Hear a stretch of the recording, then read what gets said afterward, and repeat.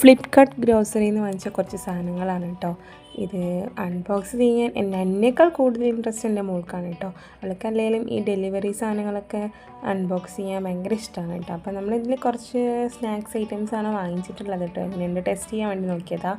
നല്ലൊരു ഓഫർ കണ്ടപ്പോൾ അങ്ങനെ വാങ്ങിയതാണ് കേട്ടോ. അതായത് MRPനേക്കാളും നല്ലോണം റേറ്റ് കുറവുണ്ട്. ആ ഒരു ബേസിൽ വാങ്ങിച്ചതാണ് നോക്കിയതാണ്.